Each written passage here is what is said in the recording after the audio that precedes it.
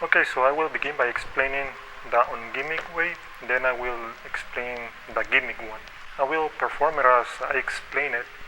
So you need a coin, and at least you need to remove like 5 cards depending on the thickness of the coin.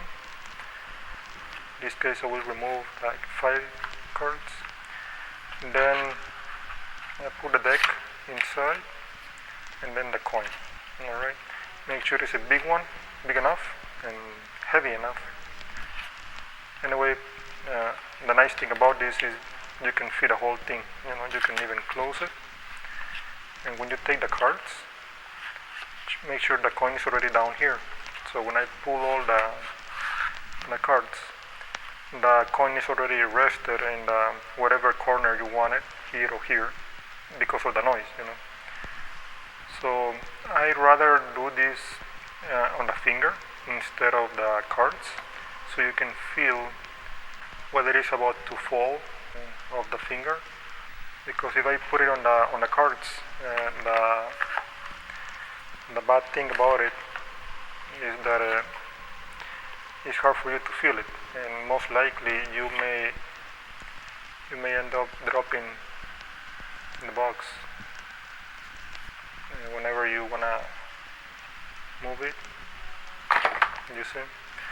So I'd rather have the contact myself and get the feeling.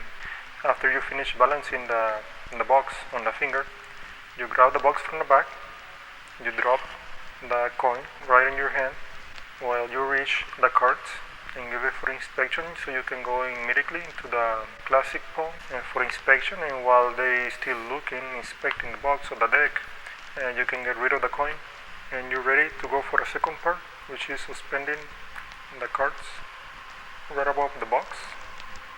Okay, you can show very quickly, and that's it. Now, to do this second part without using gimmicks, it is quite obvious.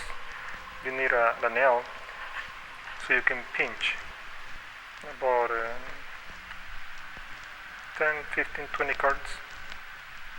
Okay, right there. You're just pinching in a small quantity. Let's say I'm pinching this quantity against the box using the nail. And this is going to be the support for the rest of the cards, okay, not to fall. Now I try not to stay into this stage for too long. I leave it like 3 seconds, 4 seconds, not to show all the angles obviously. And as soon as I drop the cards, I move the thumb out of the way to the back, I slide it. So kind of dropping the cards and the box into each hand, like that.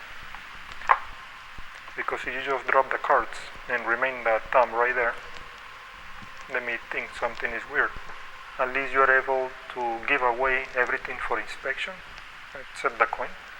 And that's it for an ungimmick version. Alright, so for this effect, for the gimmick one, the gimmick version, all you need is the regular box and a regular white paper, okay? And the scissors, double-sided tape or glue stick for that matter, and a X-Acto knife. And whatever you can use to make the weight in the bag.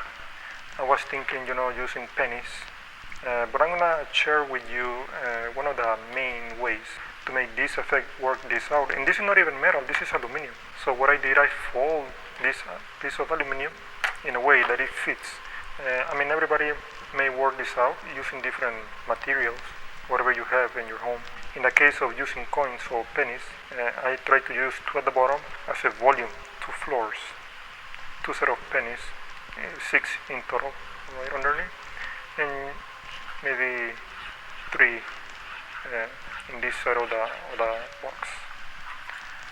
But in this case I use this. Okay, I'm gonna share with you the way I make this one work. And the reason I think is because what I did with this piece of aluminum, I folded it this way. The thickest part goes right underneath the box, okay, and the rest go right along the box, in the face of the box. Notice this is the thickest part. I put it right here. I didn't even glue it, I just drop it there, make it fit, because when using coins, there are going to be a lot of empty little gaps between coins. In this case, if you try to put all the weight right underneath, the issue is going to be so thick that your box, it won't close when you put the deck of playing cards right inside. So instead, I try to share the weight, not just from underneath, but also from the face. So I have more extra weight from the bottom and from the front, instead of using just coins from the bottom. Now that's pretty much it. That's the easiest part. Then, with a piece of paper, I try to make the cut about 1 millimeter larger than the box. I try not to go more than that, so it can completely conceal any gaps between the box. I don't want gaps between the paper, because if there is gaps, you can see a little dark lines among them. Then I try to hide this weight and just create a shape without using any glue. I'm not using any glue to stick the weight into the box. Okay, just push it all the way in, give it a look. And here you can use either stick glue to stick the end of the paper. In this case, I use double-sided tape, so you can completely stick the paper into the box. After you put the gimmick and the paper inside, to cut the excess of the paper, you cut it with a scissors, but this edge is going to be a really sharp cut, a clean cut. You want to diffuse the edge of the paper so it fades into the box.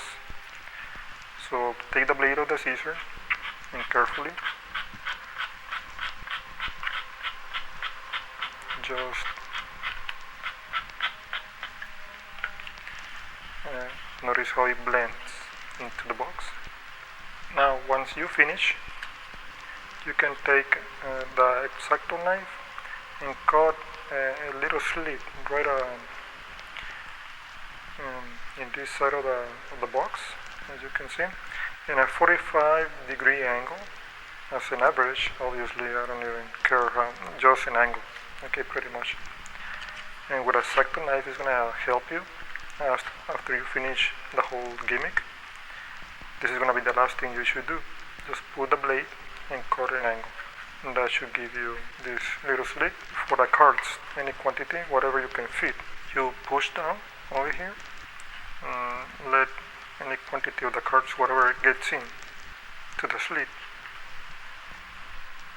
Okay, so right there I have like 15 cards. There are some angles you shouldn't show, but this is pretty much the whole support you have right here in the corner. So you can put the rest of the cards, and it's important not to keep the hand right here. Okay, the thumb right here. You need to move the hand down here. Okay, you can show only the front in this side over here.